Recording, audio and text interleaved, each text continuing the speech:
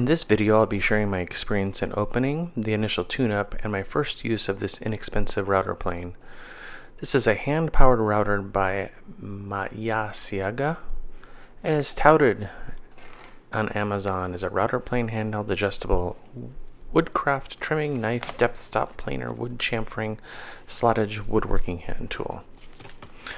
The router arrived in Amazon in a plastic bag. The router was cocooned in a form of foam sheet and packing. It was fully assembled. The handles were loose, which I suppose is okay.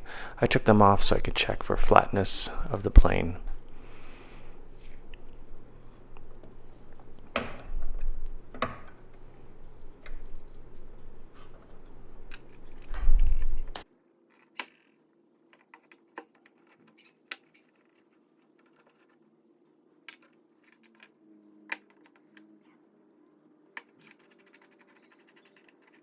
So I spun out the iron adjustment and took out the iron so I could check for sharpness, and as expected in the paper test, pretty dull.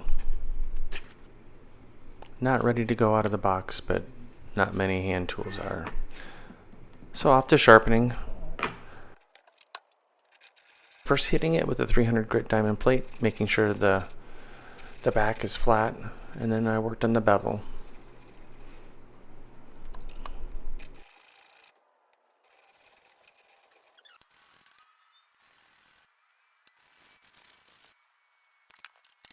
After the 300 grit, I went up to 600 and 1200 and then finished with a good stropping.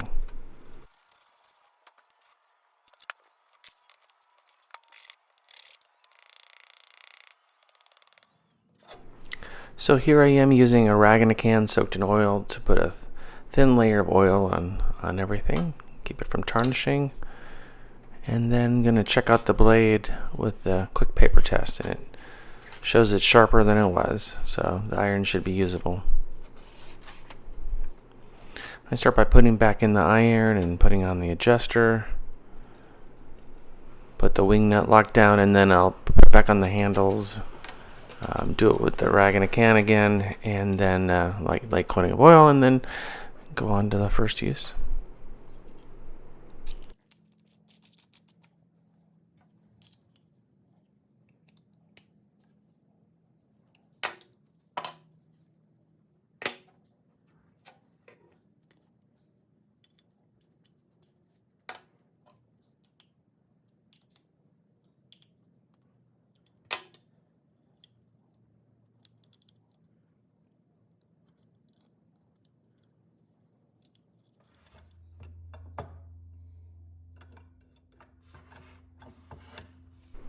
So here's me, the first use on a housing dado on a workbench I'm building.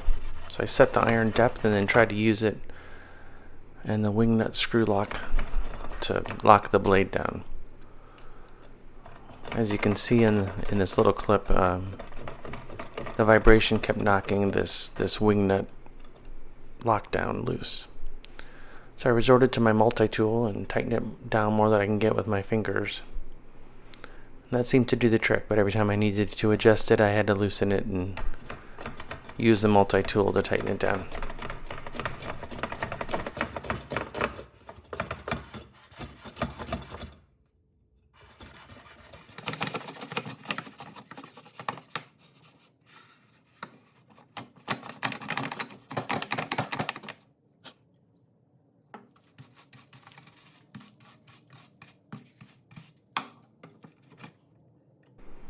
So here I am working with it a bit more and adjusting it, going back and forth, using the multi-tool to cinch down that lock nut, wing nut thing. But I did use it to finish off the housing dados on the workbench that I was building. I know it's ugly chisel work right here, but this plane, once the adjustment lockdown issue was figured out, it did a nice job of ensuring the dado was level and parallel to the top. So I'll let it play for a little bit and get back at the end.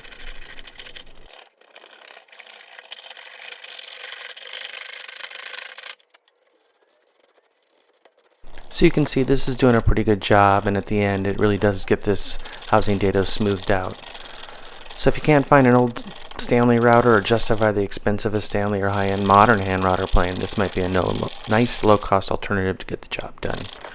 Another alternative is making your own hand planes, such as the Paul Sellers kit or plans, but I needed to get my workbench done and wanted to get close with a router, and the Sellers Poor Man router wasn't working for me. So here in just a second you'll see that it's cleaned up my ugly chisel work and the legs will fit in nice.